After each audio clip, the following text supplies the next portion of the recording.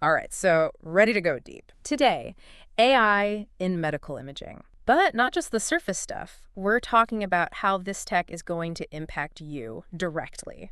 Yeah, and what's interesting is how much is already happening that people don't even realize. Like, everyone jumps to AI finding tumors. Of course. But it's also changing the stuff behind the scenes, the stuff most of us never even think about. Right, like optimizing MRI protocols are sources we're talking about that imagine you go in for a scan and the AI's already looked at your history, suggest the most efficient protocol just for you. Exactly. So faster diagnosis, less time in that tube. It's like the AI is practically whispering to the technician saying, Yeah. hey, I know exactly what's going to get us the best picture fastest. Okay, see, that's wild to me, but there's that saying, right? Garbage in, garbage out. Oh, absolutely. Even the smartest AI, it still needs good data, and apparently medical data. Not always so clean and organized. That is the biggest challenge. Yeah.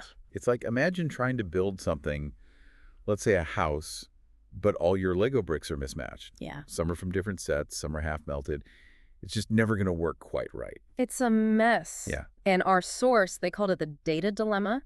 Like one example, an MRI protocol could have the same name at two different hospitals, Right. but totally different settings underneath. Absolutely. And on top of that, get this, we are sitting on a potential gold mine of data, but we're basically throwing it in the trash Wait, what? because we only save a lot of times the final polished images from scans, not the raw data that they were generated from. Hold on. So it's like you're saying we're keeping the Instagram-worthy photo of a gourmet meal, but we checked out the recipe. It's like, why would we do that? It's Yeah. like only keeping the Cliff's Notes of a complex novel. You're missing all the nuance, all the details. That raw data, that could be revolutionary for training AI, but instead, it's gone. Huh.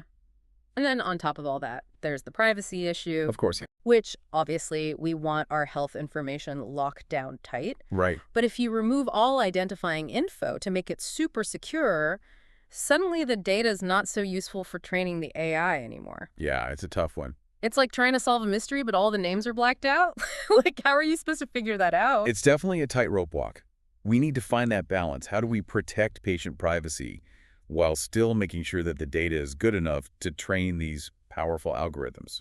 Okay, so we've got this potential for AI to streamline things, but we've also got this data hurdle. So what does that actually mean for, like, the average person, right? I think it means there's incredible potential here, but also reason for, careful consideration. It's not as simple as AI to the rescue. Yeah. We need to be thoughtful about how these systems are trained, what data is being used. So how do we get from this potential to AI that's actually making a difference in our lives? Our sources hinted at some pretty futuristic stuff. Oh, yeah. One concept that's both exciting and maybe a little unnerving is the idea of a digital twin.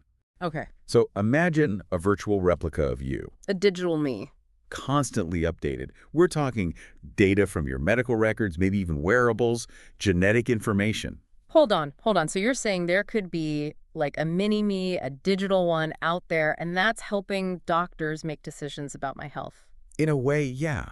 Mhm. Imagine the AI analyzing your digital twin, maybe even predicting health risks before they even show up on a scan. Yeah. It could completely change how we approach preventative care, personalized medicine. But see, that's where I get a little, I don't know, what about the downsides? Sure. What if the AI predicts something scary that's not even going to happen? Talk about a stress headache. That's a huge question, and I don't think there's an easy answer. It boils down to how much autonomy we're comfortable giving AI in our healthcare. Do we trust it to make decisions, potentially life-altering ones, based on these complex algorithms? That's a big leap of faith. I don't know. And who controls this data? Is it me? Is it some tech company? This digital twin thing, we've gone from whispering to technicians to like full on. The whole other level.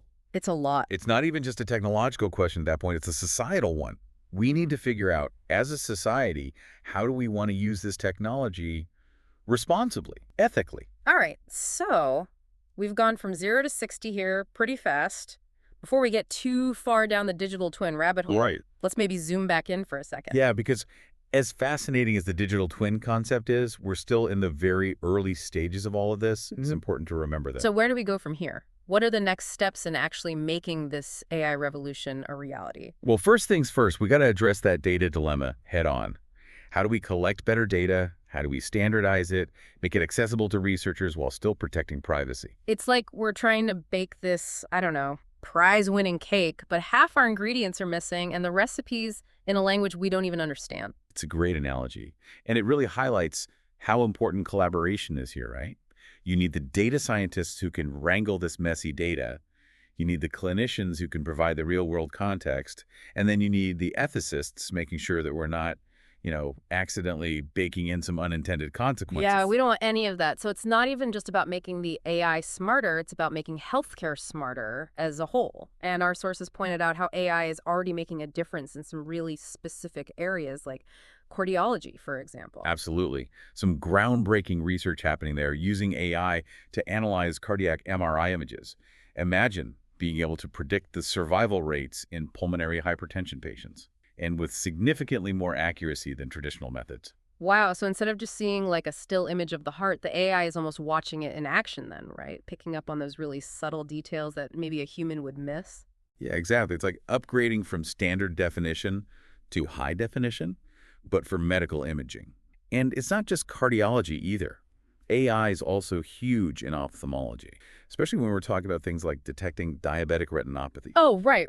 I read a bit about that. That's one of the leading causes of blindness, right? Yeah. But catching it early can make a big difference. Huge. So is that where the AI comes in? Absolutely. Imagine an AI system that can analyze retinal images and identify the signs of diabetic retinopathy. Even in those very early stages when symptoms might be super subtle, a human might miss them. It could be revolutionary for millions of people living with diabetes. See, now that's what I'm talking about. So instead of having to wait for a specialist appointment, you could go to, like, I don't know, a clinic, get your eyes scanned, boom, instant diagnosis. That's the idea. AI has the potential to make healthcare more accessible, more affordable, more convenient for everyone. Sign me up. But okay, realistically, what's standing in the way then? What's preventing AI from becoming this go-to for diagnosing, like, everything? Well, one of the big challenges is making sure that these AI systems are accurate and reliable across the board. We need to be able to trust that they can perform at least as well as human experts, if not better, especially when we're talking about something as crucial as healthcare, right? Yeah, because a misdiagnosis, that could have huge consequences. Absolutely. And speaking of consequences, what about the ethical side of all this? We're basically talking about entrusting machines with decisions that impact people's health, their well-being. It's a lot. It's huge. And I think that's something that we need to be having open and honest conversations about as a society. What are the ethical implications of using AI in healthcare? How do we make sure that these systems are being used responsibly, that they're not exacerbating any existing disparities? These are things we need to be thinking about. Yeah, it's a lot to unpack. Because on the one hand, we have this incredible technology potentially revolutionizing healthcare as we know it. But on the other hand, gotta be careful, right? Don't want to create more problems than we're solving. For sure. It's about finding that sweet spot, that balance between, innovation and responsibility. And that takes a real collaborative effort. It's not just on the researchers, it's clinicians, policymakers, the public. We all have a role to play. So it's not even about the tech itself at the end of the day, it's how we use it. Exactly. What are we actually trying to do with this? What kind of future are we trying to create? Exactly. Okay, so we've talked about AI, like streamlining protocols, analyzing these images with insane precision, even this whole digital twin thing. But what about the humans involved in all this? What happens to the radiologists, the technicians, everybody who's making this system work right now? Are they all about to be replaced by robots? Is that it? Game over? That's a question that comes up a lot, and I think our sources actually paint a much more nuanced picture. It's not about replacing human expertise, it's about augmenting it. Okay, so more like AI as this really powerful assistant, not a replacement. Exactly. Think of it this way. Instead of a radiologist having to spend hours poring over images, they might have an AI that can pre-screen those images, maybe flag potential areas of concern. And that frees the radiologist up to focus on the most complex cases, the ones that really need their expertise, their judgment. So it's less about AI taking over and more about making the radiologist's job more efficient, more effective even. Exactly. It lets them spend more time with patients, explaining diagnoses, discussing treatment options. Ultimately, it's about enhancing patient care, not replacing that human element. Okay, that's good to hear. But even still, this kind of shift towards this AI-assisted radiology, that's a big adaptation. How are radiologists even being prepared for this? Like, is this something they're teaching in med school now? Yeah, more and more. Medical schools, residency programs are starting to incorporate AI into their curricula. They're teaching these aspiring radiologists how to work alongside these algorithms, giving them the skills, the knowledge they need to thrive in this new landscape. So it's like they're learning a whole new language almost, the language of AI. In a way, yeah. But even beyond just the technical know-how, are there other skills that are becoming important for radiologists? I think so. Critical thinking is a big one. Oh, okay. They need to be able to look at what the AI is telling them and, not just blindly accept it. They have to be able to interpret those results in context, understand the limitations, any potential biases. So it's about being AI literate, not just AI dependent. Exactly. It's that combination of understanding the tech and the clinical context that's going to be so important. It's a really interesting time to be in radiology, I have to say. We're seeing this whole new skill set emerging, this blend of human expertise and artificial intelligence. It's like we're watching a whole new era of medicine being born right before our eyes. Yeah, I think so. Where it's this partnership, human intuition working with artificial intelligence to solve some of these big, complex problems. And speaking of which, what about the patients in all of this? How are they reacting to this whole thing, this increasing use of AI in their healthcare? I imagine it's, I don't know, kind of a wild ride for patients right now because this whole AI thing is changing so fast. There's so much hype. Are people like excited, scared, just confused? What's the general vibe? Honestly, probably a little of all of that. I mean, some people are definitely wary. Understandably so, right? We're talking about our health information, something we consider very private. But our sources also pointed to a lot of optimism about AI's potential, and I think it's really interesting. Yeah, well, I mean, if it means maybe catching a disease earlier, getting a more accurate diagnosis, potentially even avoiding unnecessary procedures, who wouldn't be at least a little bit excited about that? Exactly. And especially for folks who are dealing with chronic conditions, that idea that AI could help personalize their treatment plans, that's huge. It's like we're moving away from this one-size-fits-all approach to medicine to something that's truly tailored to you. But to play devil's advocate for a sec, that level of personalization, it requires a lot of data, right? It does. So then we're right back to those privacy concerns. How do we balance the potential benefits with, these very real anxieties that people have? That's the million-dollar question. I think transparency is key. The sources we looked at really emphasized how important it is for patients to understand how their data is being used, what safeguards are in place, what control they have over that information. Yeah, it's like anything else in healthcare, right? Informed consent, that's crucial. You wouldn't want your doctor to start some new treatment without explaining it to you first. AI should be no different. 100%. And it's not even just about explaining how the technology works. It's about addressing those anxieties, those fears that people have. We need to make sure that patients feel heard, understood, and ultimately empowered in this process. Right, so it's a two-way street. It's not just about AI swooping in to save the day. It's about figuring out how to integrate it thoughtfully, ethically into the system that we already have. Exactly. And that requires open communication, not just between, doctors and patients, but researchers, policymakers, the public. It's a group effort. It's a big task, but the potential is huge.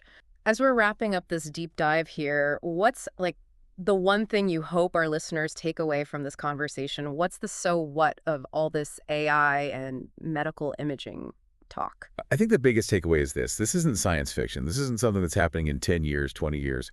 AI is already changing healthcare, and it's only going to become more prevalent as time goes on. What we've done today is give you a glimpse of what's possible, the good and the bad. It's exciting. It's a little bit overwhelming, I'll be honest. I'm feeling all the feelings. Rightfully so. It's a big topic. We've covered a lot of ground from, like you said, those nitty-gritty data challenges all the way to, digital twins. The whole spectrum. But as we sign off here, I think it's only fair to leave our listeners with something to think about, right? Always. So here's a big question. If, and this is a big if, but if AI can help us detect diseases earlier, diagnose more accurately, personalize treatment, what does that actually mean for the future of, human health? Big picture. And maybe even more importantly, what role do you, our listener, what role do you want AI to play in your own healthcare journey? It's something to think about, that's for sure. It is. All right, well, on that note, that's it for this deep dive. Thanks for joining us.